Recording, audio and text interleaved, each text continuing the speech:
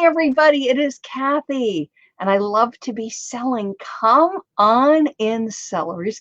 Let me know how you're doing. Let me know if you can hear me. Let me know how your weather is. I put my scarf on. You want to know why? It got much colder here in New York today. It was definitely fall weather. That's why I've got my scarf on. The other day, I mean, I could walk around sleeveless or short sleeve. Today, long sleeve or like a light jacket. So that's why I've got my scarf on. I don't know about you. So let me just see how everybody's doing. Hey, Joe, good to see you. Jersey, you've got the same kind of weather today too, Joe. But good to be here. Good to see everybody. Come on in, sellers. Come on in.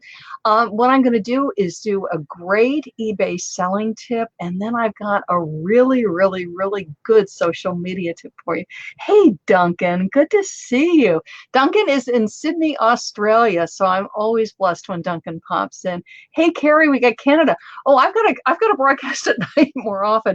As you can tell, I'm more of a day girl. But I know it's easier on all my international sellers. So yay, we are global today. Hi, Joanna, how are you? Hey, Aaron, good to see you. Hey, Pam. 92 in Chicago. Oh my goodness, you are warmer than we are, Cher. That's unusual, isn't it? It's usually the other way around. Anyway, come on in, you guys. And I just want to give you this great thing. I was thinking about, again, I want to date this because when people watch replays, they don't always know when things are. And actually, let me just throw that in as a really, really, really good tip for you, especially when you're on YouTube. And watching YouTubes, and I watch YouTubes, and I'm in webinars, and constantly learning. And the truth is, because of the nature of e-commerce and because of the nature of social media, if you haven't noticed, everything changes so fast. And that's why I stay in webinars and classes and everything almost daily to stay on top of everything so I can share with all of you. But one thing I really want to caution you, particularly on YouTube, is check the dates, because often people don't.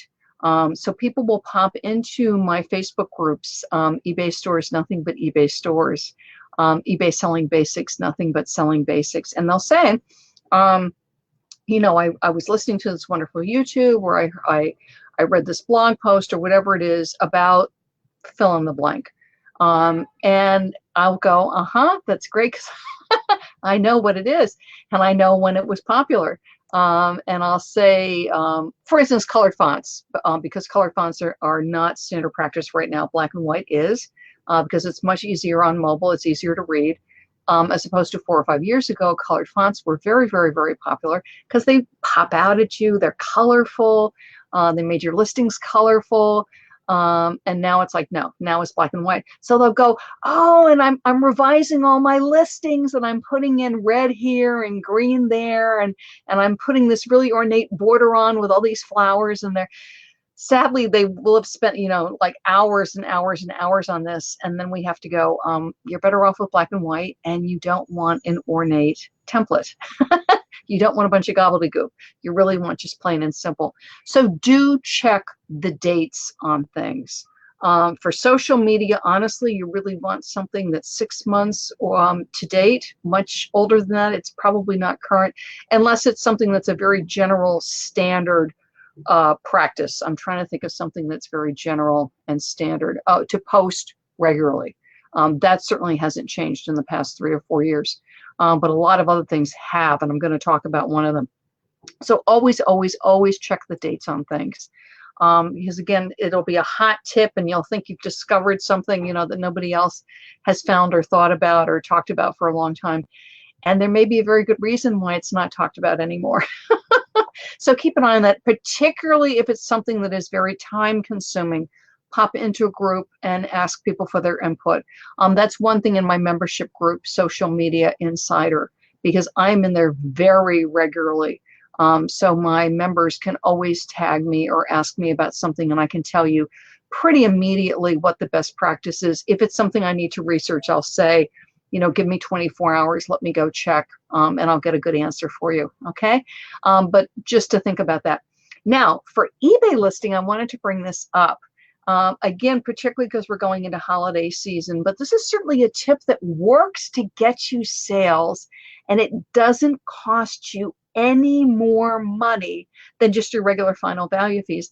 And that is when you're listing, if you have a group of similar items, this is particularly good for clothing, but certainly good in collectibles too. So for instance, if I had a lot of Barbies to list or a lot of coffee mugs to list, or for instance, like, because I got my eBay shirt on, let's say I had a lot of women's size large shirts to list or extra large or dresses or whatever it is. And let's say I have assorted sizes. So let's say I have a pile of inventory to list, and some of the tops are medium and some are large and some are small. Same thing with mugs. You know, I might have some Starbucks mugs, and then I might have some humor mugs, and then I might have some coffee mugs, you know, where they say things about coffee. What's a very, very, very good idea is to list in clumps, and I will tell you why. So for instance, if I'm listing clothing, to list all my larges at the same time or within a couple of days of each other. Then list the mediums, then list the smalls. If I'm doing coffee mugs, if I have a bunch of Starbucks mugs, do all the Starbucks mugs, then do your I Love Coffee mugs, then I'm in New York City, my New York City mugs, okay? If you were doing collectibles, let's say I had some Fenton glass, I'm just making stuff up, and then I have some Royal Dalton, and then maybe I have some Tiffany's, okay? Again, list it in clumps, and this is why. Now, I'll do women's clothing. Some brands, I'm a large. Some brands, I'm an extra large. Some brands, I'm a medium. But normally is people will shop their size. So I'm there and I'm shopping larges or mediums or whatever. There is some variation depending on brands. And this actually happened to me the other day. I was shopping for my husband because he loves me to shop on the internet for him. He'll say, you know, get online, go over to eBay and buy me. And this was actually with sleeveless men's shirts. This was in August. And there are a couple brands that he really likes. So I was searching around. And I would land in people's listings and in people's stores. And if I'm buying one large men's sleeveless shirt, I'm absolutely going to look if you've got more. Because I'd rather, while I'm in your store or I'm in your listings, is if you've got 2 or 3, I'd rather just get 2 or 3 with you. And then, this is for my eBay store owners, see if there's any kind of discount, right? So for you, if you're listing, you want to list in clumps. 2 reasons for this. 1, it saves you time. So again, back to the t-shirt. So I'm listing, you know, eBay large t-shirt blue, and then maybe I have an LL Bean shirt. Red large is, you can just do sell similar. You're changing the basic keywords. You're doing the measurements. Boom. It's much, much faster to list shirt, especially if it's large, medium, small, Fenton glass green, Fenton glass cranberry, Fenton glass candy dish, because a lot of the keywords are the same. Super. This is a bonus tip from my eBay store owners is, so for instance, let's say I was listing men's shirts and it was the sleeveless, is then you look at it and you go, can I offer any kind of promotion on this? And this is for people with stores. And it's a good reason to have a store, by the way. A store for as little as, I think the starter stores are $4.95 if you do a yearly commitment. If I remember correctly, it's $7.95. And I'm going to date this. This is September 2018 in case you're listening later and the rates have changed. Because you can set up a promotional discount so that if you buy 2 shirts, you get 10% off. If you buy more than $20, you get 10% off. If you're charging shipping, if you buy 3, you get free shipping. And you can group the promotions as tightly as you want. So you can have one promotion, you know, for men's clothing, another one for women's clothing, shoes, whatever you want. So you control it. So you know what the weight is going to be for the item. If you're letting them get a discount if they're over a certain amount, you absolutely know what you're doing. So just take a look at it so that, you know, you're still making a profit, but it's really, really handy because somebody like me, I'm in your store, I'm buying this shirt for my husband. Shirts only weigh, this was a sleeveless shirt, so you're talking maybe 5 or 6 ounces. So 2 of them, there's a good chance it's still going to be under 16 ounces. And you know, this too, even if it goes over 16 ounces for a couple of shirts, that absolutely fits into a padded flat rate envelope. So then my shipping on a single shirt, maybe it's like $3.50, $4, $4.20, something in there. You know, so if you think about it, if I'm doing the 2 shirts, then a pad of flat rate envelope, depending if you have a top rated seller discount or not on your shipping, $6.90, $7.10, $7.20, something in there for a pad of flat rate envelope. So you can offer your shoppers a savings. It increases the shopping cart, you get it sold.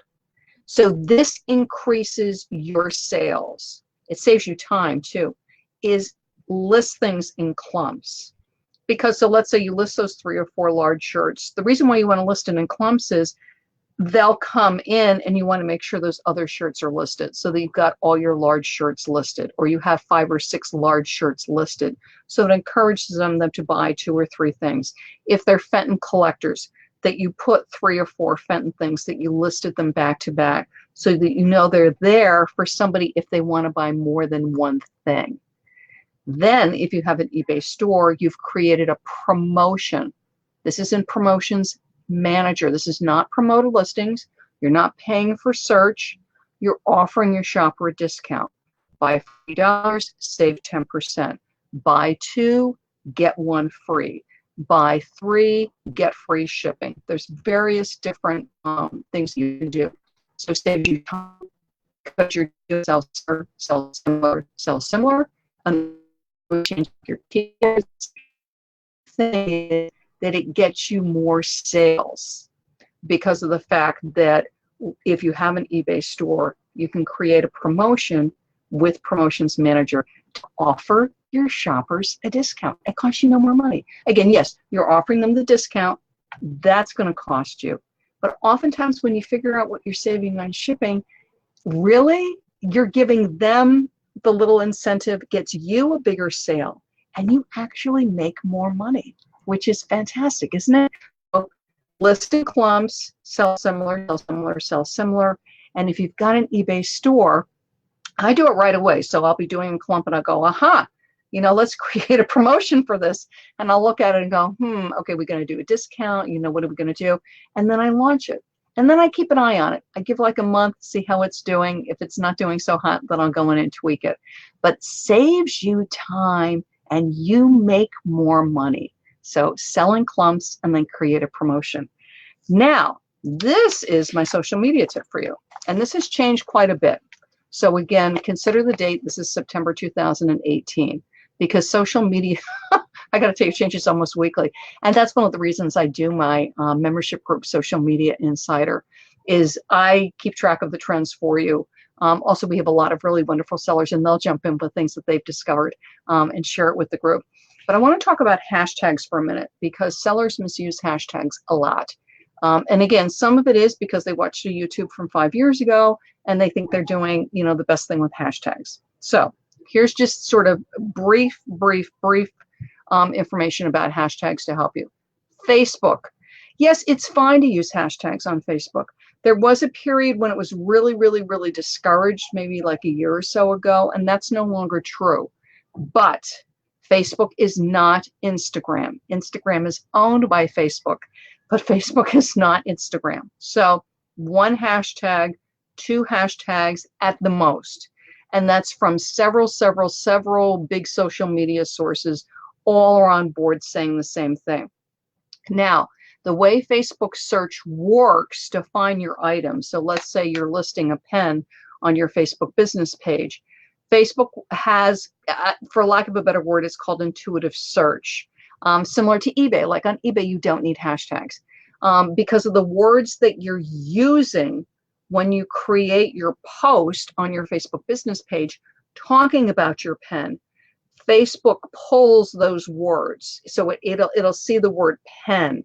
It'll see the word, this is a Mandalay Bay from eBay Open. It will see the word Mandalay Bay because you're saying, you know, here's a wonderful Mandalay Bay pen. Aren't you just missing Las Vegas? It's only $6.99. Hop over to my eBay store. So it'll see that it's Las Vegas. It'll see.